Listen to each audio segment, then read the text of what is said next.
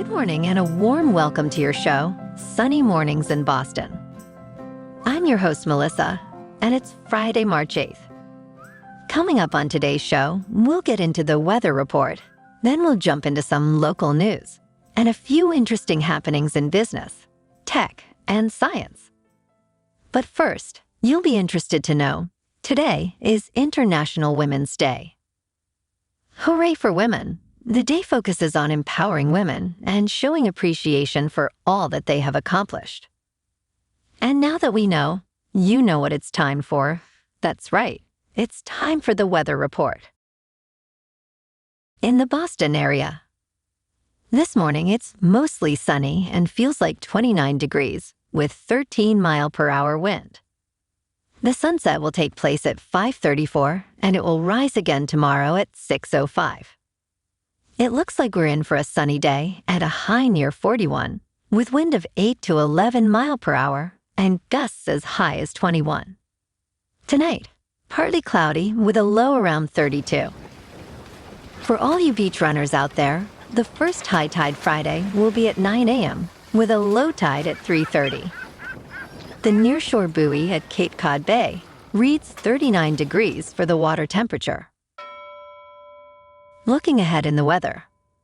Expect a cloudy Saturday with a high near 45 degrees, leading into a rainy night with possible thunderstorms and strong wind gusting up to 37 mile per hour. Sunday will see rain, mainly before 2 p.m., with patchy morning fog and windy conditions with gusts up to 40 mile per hour and a high near 54. Sunday night might bring more rain before clearing up, with breezy conditions continuing and a low around 33. Monday will be partly sunny and windy, with highs in the mid-40s and gusts as high as 40 mile per hour. Bonjour, food enthusiasts. This podcast is brought to you by Versailles Cafe and Pastries in Encinitas. Nestled on El Camino Real South, just north of Encinitas Boulevard, this cafe is a haven for culinary delights. Indulge in their amazing Eggs Benedict or their gluten-free crepes. You can grab a panini for lunch or just breeze on through to get your morning coffee. They are open every day from 8 to 5. So stop on by and don't forget to tell them Sunny Morning sent you.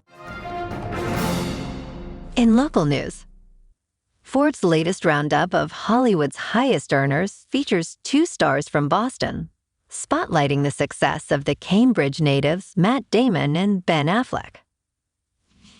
Matt Damon, alongside Ryan Gosling, occupies the 4th spot with earnings of $43 million, demonstrating his enduring appeal in the film industry. Ben Affleck, not far behind, ranks 9th with $38 million, underscoring his significant impact and continued relevance in Hollywood. Leading the pack is New Hampshire's Adam Sandler, who tops the list at an impressive $73 million, marking a standout year for the actor.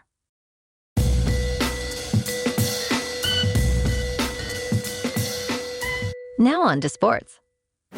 Jake Paul is set to fight boxing legend Mike Tyson in a highly anticipated match in Texas this July, marking a significant moment in crossover boxing events.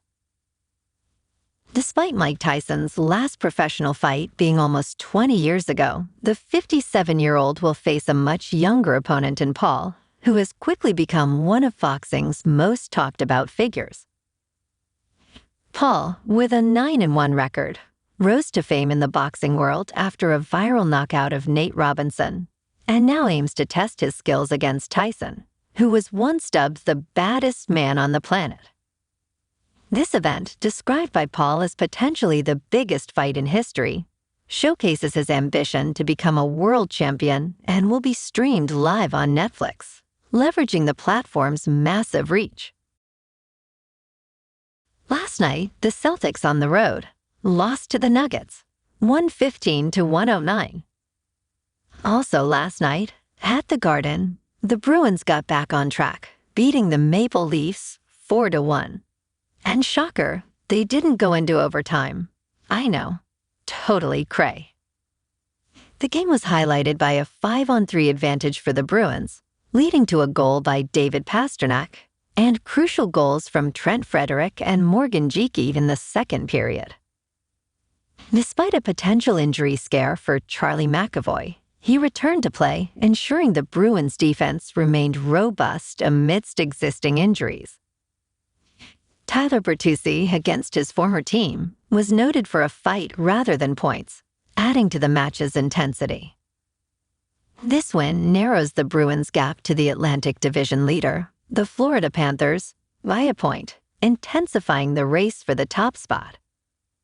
The Bruins remain at home and take on the Penguins Saturday afternoon.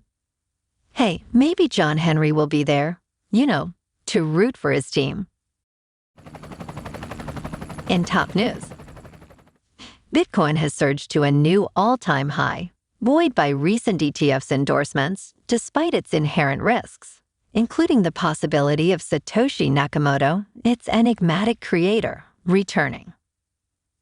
Satoshi, who vanished after 2011, controls a vast number of early Bitcoin wallets, amounting to over 1 million Bitcoins, according to Chainalysis.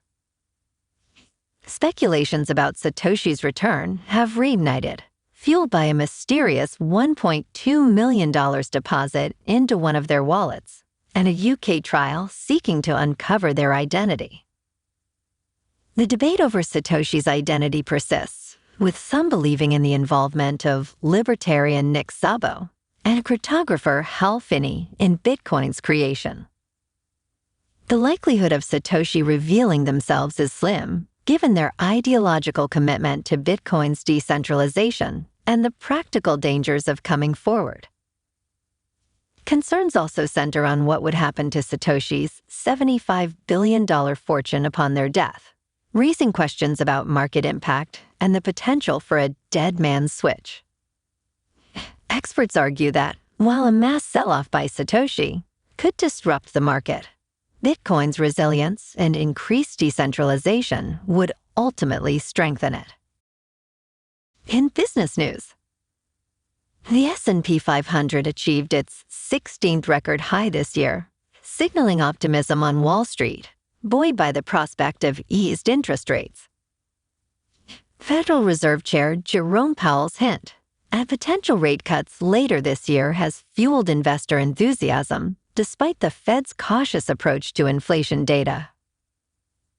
This potential monetary policy shift comes after criticism of the Fed's delayed response to rising inflation, with discussions focusing on the timing of rate reductions to avoid economic slowdown. Recent reports suggesting a reduction in inflationary pressures and improvements in worker productivity have contributed to a positive outlook, influencing Treasury yields and stock market dynamics. In the job market, a forthcoming report is anticipated to reflect a balance between a robust employment sector and conditions favorable for the Fed's rate cut considerations. Corporate earnings, notably Kroger's surprising profit, and NVIDIA's continued rise due to AI technology interest, have also played a role in market trends, contrasting with some companies' less optimistic forecasts. In crypto movement, Bitcoin is currently over $67,000 and steadily climbing. Ethereum is nearing $4,000, and Solana is $145.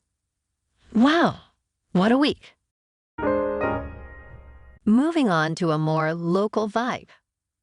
In our community spotlight on health and wellness, we are working with a national Pilates studio to bring you some free classes, so listen up. Check out Club Pilates, with several locations in the Boston area. Pilates presents a comprehensive wellness approach, cultivating strength, reducing tension, and elevating mental well-being. Scientific research affirms its benefits. So now you can check out Club Pilates for a free class. With locations in Canton, Wellesley, Hingham, Brookline, and Framingham, just be sure to tell them Sunny Morning sent you by. And now, back to the show. Let's talk tech. TikTok has mobilized its extensive user base in a direct confrontation with Congress, aiming to derail a bill that seeks to sever the app's ties to China. The company issued alerts to users, specifically targeting those whose representatives are on the Energy and Commerce Committee, urging them to oppose what it described as a potential U.S. ban. This bill, necessitating ByteDance to divest TikTok or face exclusion from U.S. app stores, has prompted mixed reactions from congressional offices, with some dismissing the calls as lacking substance. Despite TikTok's efforts, the committee unanimously voted to advance the bill, illustrating the app's contentious standing and the government's intent to regulate its influence and operational ties. The situation reflects ongoing debates over digital privacy, foreign influence, and the balance between national security and free speech within the broader context of U.S.-China relations. And in entertainment news, Bob Marley, One Love, the musical biopic, surpassed expectations at the box office, drawing in $52 million over its opening holiday stretch, and is nearing $150 million globally after 3 weeks. Despite mixed critical reviews, audiences responded positively, awarding the film an A for Cinema Score, a validation that resonated with Ziggy Marley, the film's producer and Marley's son. The film's success echoes Bob Marley's own experience with music critics, underscoring a historical pattern where the public's reception diverges from critical appraisal. Paramount's strategic marketing and the film's authentic portrayal of Marley's life and music have been key factors in its success, showcasing the universal appeal of Bob Marley's legacy. The success of One Love reflects a growing audience demand for genuine storytelling and musical biopics, potentially influencing future projects within the genre and broader cinematic narratives focused on stories of color. Well, alrighty folks, it's time for the quote of the day. And today, in honor of National Women's Day, here's a quote from one of the funniest women alive. I must have had at least 8 in my mouth. I couldn't talk. Why'd you have to eat so many? Because they're juji fruit. I like them. I didn't know it would start a chain reaction that would lead to the end of pendant publishing. Not to mention the end of Kramer's coffee table book. You knew he had a cold. How'd you expect him to blow his nose? Yeah. Do you know what's going on here? Can't you see what's happened? I've become George. Don't say that. It's true. I'm George. I'm George. You gotta watch out for those juji fruit. We love you, Julia. Have a great weekend, everyone.